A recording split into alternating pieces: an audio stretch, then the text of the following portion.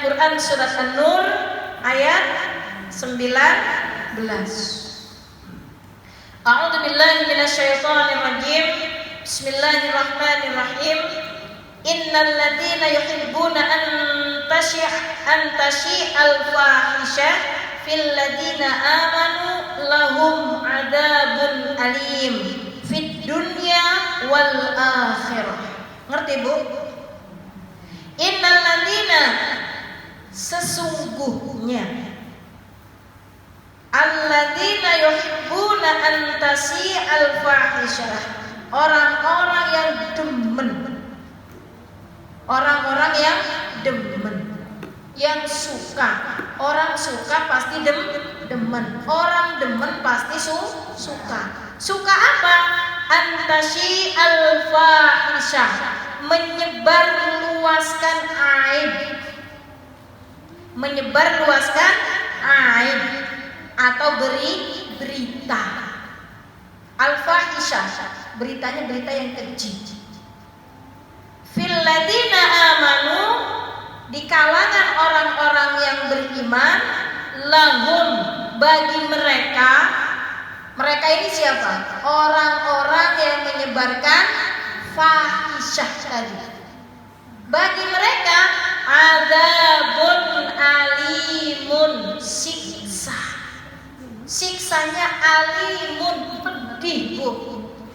Jadi orang yang suka menyebarkan aib orang lain, mereka akan mendapatkan siksa yang sangat pedih. Di mana siksa yang pedih itu?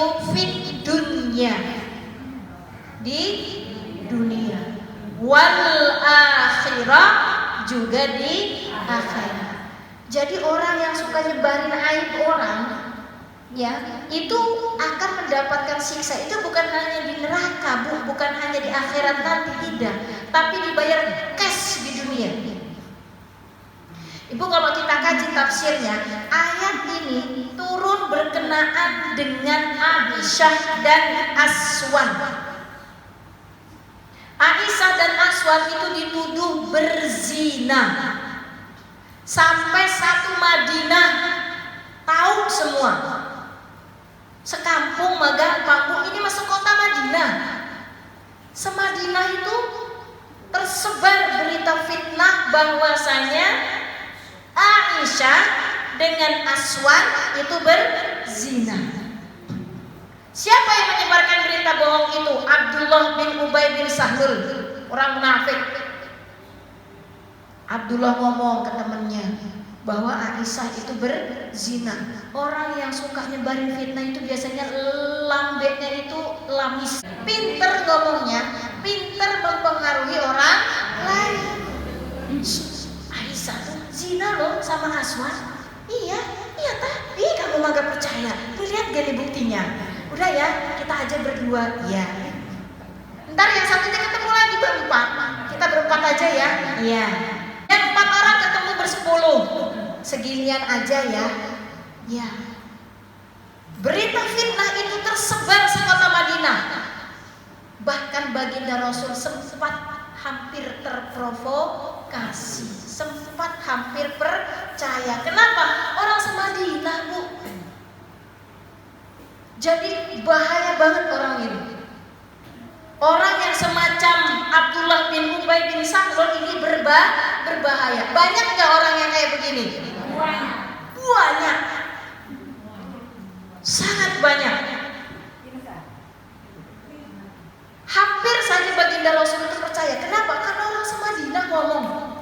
Kalau cuma sekampung mah mungkin gitu kan, belum percaya. Ini satu kota loh, Madinah. Semadinah itu tahu semua bahwasanya Aisyah dan Aswan itu berzina. Siapa yang menyebarkan?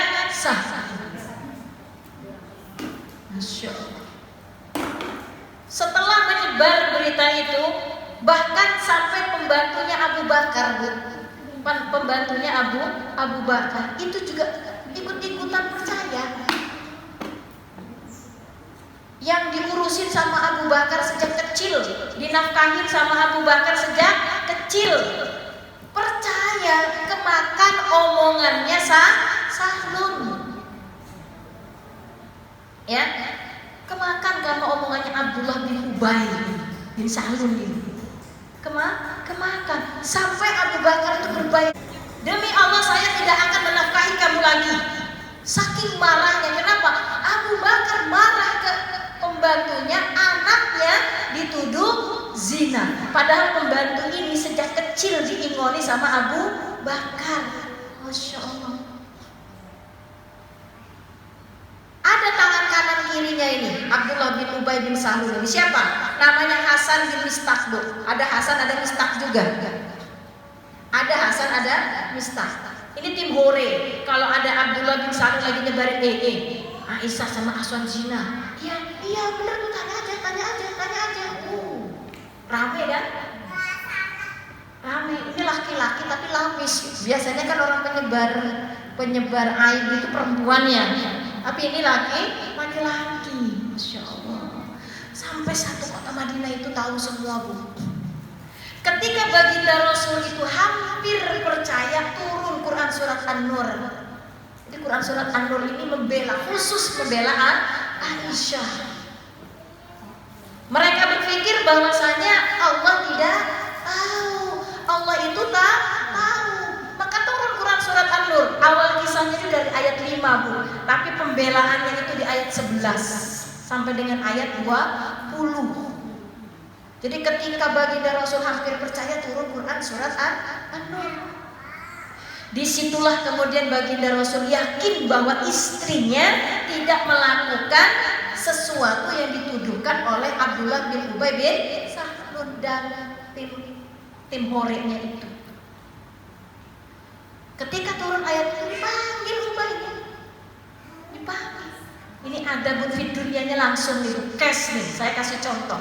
Ayat ini ada asbabun nuzulnya. Saya kisahkan ini supaya jadi ibrah, supaya jadi pelajaran. Orang yang suka mengumbar aib orang lain gak akan senang hidupnya, baik di dunia maupun di akhirat. Dipanggil Ubay, Abdullah bin Ubay bin Salul. Orang yang menuduh zina terhadap wanita mukminah, balasannya adalah dicambuk 80 kali derham. Kalau orang yang berzina kan 100. Kalau orang yang menuduh zina dicambuk 80. Bedanya cuma 20. Cambuk dan terhina Abdullah bin Ubay bin Salul itu. Kenapa? Karena waktu itu sudah menyebarkan fitnah satu kota Madinah, dan satu kota Madinah mengetahui bahwa dirinya adalah pembohong.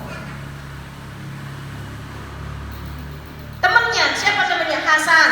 Ada lagi temannya Mistah. Kan begitu. Saling berantem sampai kemudian matanya kena pedang, buta. Hidupnya di dunia sudah sengsara. Dicap pembohong itu gak ada enak-enaknya, Bu. Ya, tukang menyebar fitnah itu jangan dipercaya. Hina dia hidup di dunia. Kenapa? Karena mereka menganggap Allah itu tidak tahu. Wallahu ya'lamu wa antum la ta'lamun. Allah itu Maha tahu walaupun kamu tidak tahu. Wallahu alimun bidatis sudur, dan Allah itu Maha tahu apa yang tertanam di dalam hati kita. Masya Allah, kisah ini memberikan pelajaran kepada kita bahwa hati-hati terhadap menyebarkan berita. Ya, maka kita masuk kepada hadis yang pertama. Bismillahirrahmanirrahim.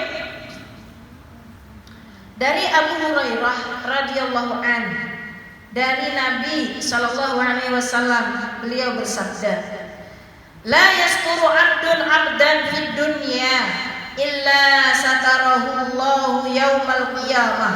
Rawahu Muslim. Tiada seorang hamba yang menutupi celah atau aib seorang hamba yang lainnya di dunia, melainkan ia akan ditutupi celahnya atau aibnya oleh Allah pada hari kiamat. Paham, Bu? Maknanya apa? Kalau kita menutupi aib orang lain, maka Allah juga akan tutupi aib kita di akhirat. Coba kalau aib kita diumbar, dari manusia sejak zaman Nabi Adam sampai umat Nabi Muhammad nonton kabeh aib kita, isi nurut memalukan. Maka kita ini adalah sebuah kewajiban bagi kita untuk menutupi aib. Jadi kalau ibu misalkan tahu tentang aib seseorang, nggak usah diumbar. Si itu pelit tahu, pelit sih itu mah. Jangan minjem duit sama dia, pelit dia mah. Contoh, ya kan? Gak usah lah, cukup tahu sendiri dia. Bungkus rapi. Si itu mah kalau punya hutang gak mau bayar. Udah diberi. Contoh.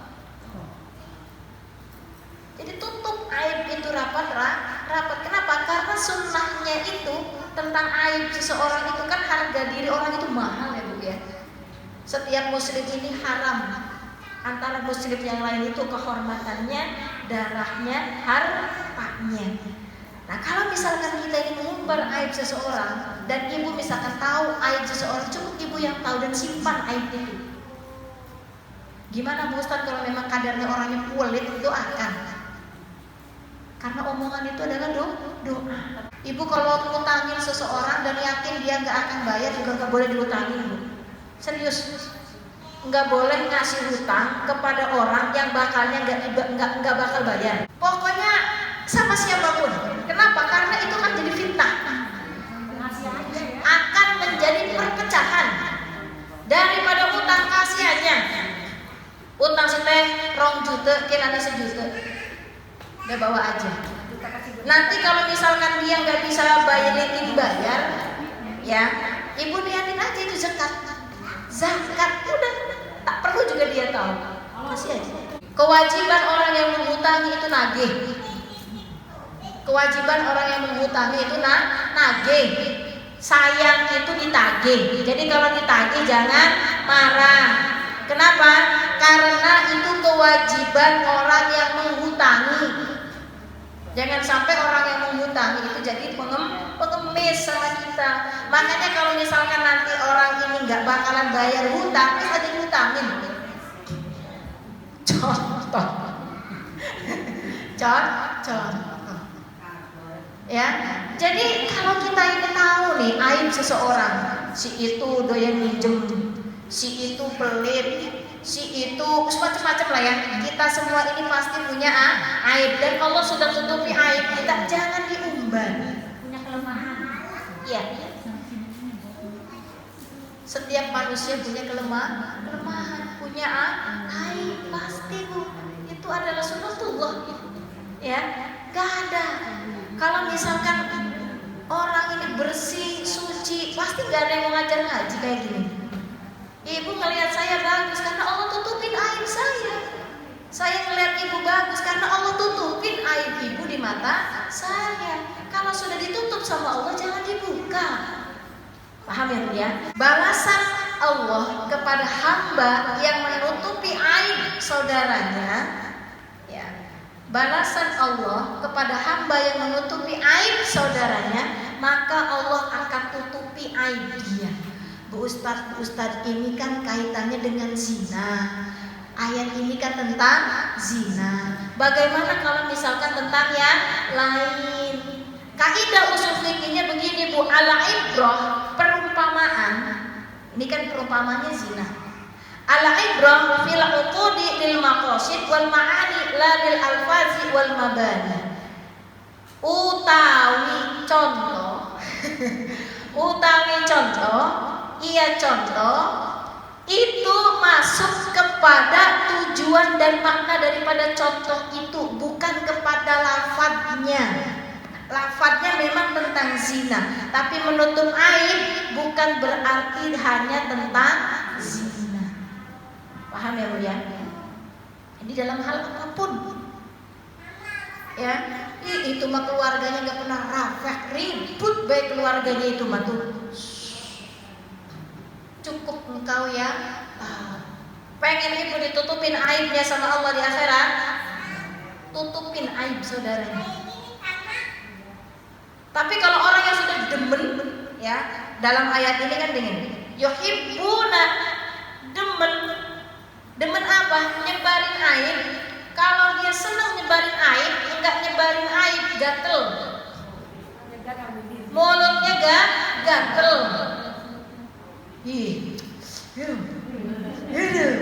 Apalagi kalau ngelihat tetangganya bertengkar. Mubeng gatel. Cari komunitas. Komunitas apa? Gosip. Baik secara langsung maupun melalui WA, mempengaruhi orang lain. Yulah, serang aja orang itu mah. Yuk. Nah, ini nggak boleh.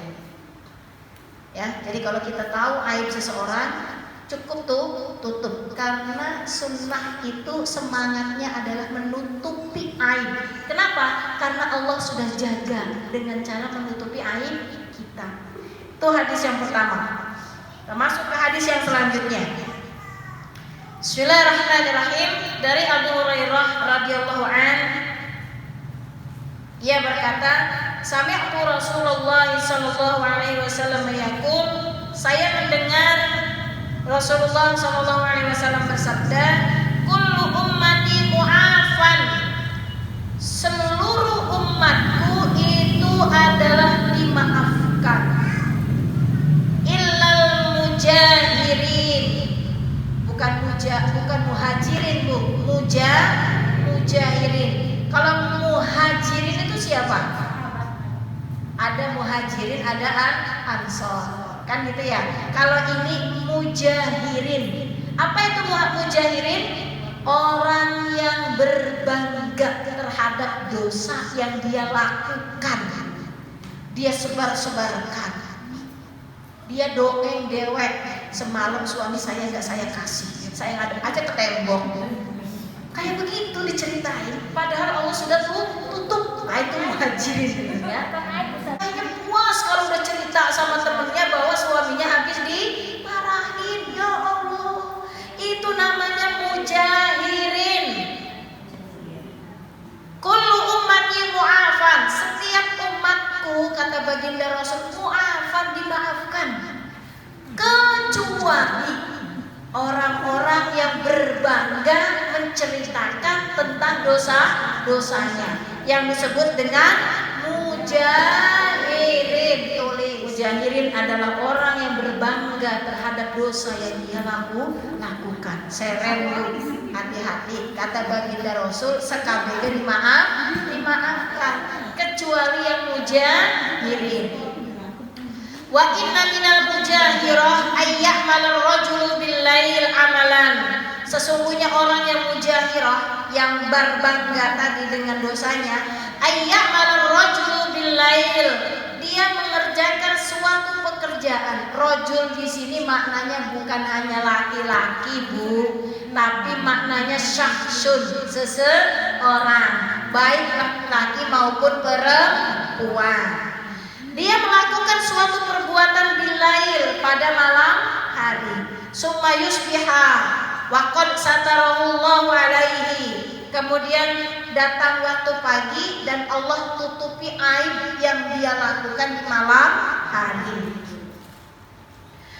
Fayaqul, dan dia berkata, ya fulan, he fulan, amiltul barihah kada wa kada, he fulan, tahu nggak semalam tuh saya begini loh, begini. Padahal si fulan kagak nanya. Sibuk. Tahu nggak fulan, semalam tuh saya tuh ya memperhatikan bahwasanya tetangga saya itu anu, masya Allah. Ini yang paling sering antara suami sama istri nih. Semalam suami saya itu saya marahin, dia minta saya nggak kasih, saya ngadepin aja ke tembok. Dia cerita kayak begitu kepada orang lain, kagak ada untung-untungnya. Allah sudah tutup aibnya. Tahu nggak, suami saya itu semalam saya minta duit, pelit banget dah. Suami pelit diceritain sama orang lain, mujahiroh itu namanya. Ya, atau tentang aib anaknya. Nggak usah lah disebar-sebarkan kepada orang lain. Malam hari dia melakukan suatu perbuatan, paginya Allah tutupi aibnya sehingga tidak ada yang tahu kecuali dirinya dengan Robnya, tapi kemudian dia bertemu orang lain, si fulan, dan berkata, "Hei fulan, fil barihah, semalam ambil tuh kada wa kada. Semalam saya habis begini, habis begitu. Bahkan hubungan suami istri diceritakan kepada orang." Na'udzubillah, summa na'udzubillah min. Urusan ranjang itu nggak boleh sampai keluar. Oke? Ini ibu muda dan ibu-ibu yang jelita jelang 50 tahun. Masya Allah. Ya, jangan sampai kemudian ini terjadi. Waqad bata yastaru rabbu wa yusbihu yakshifu sitrallahi alaihi. Ya, kenapa? Karena di malam harinya itu Allah telah menutupi celahnya, namun di pagi harinya dia membuka tabir Allah kepadanya. Jadi yang membuka tabir kejelekan itu bukan Allah, Bu, tetapi dirinya sendiri. Ya. Jadi jangan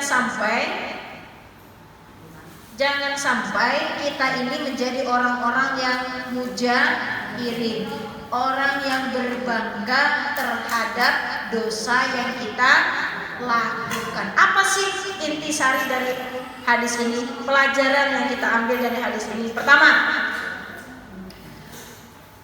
besarnya dosa orang yang berniat untuk memperlihatkan maksiatnya. Jadi orang yang memperlihatkan dosanya itu dosa. Jadi nggak usah nambah-nambahin dosa, Bu.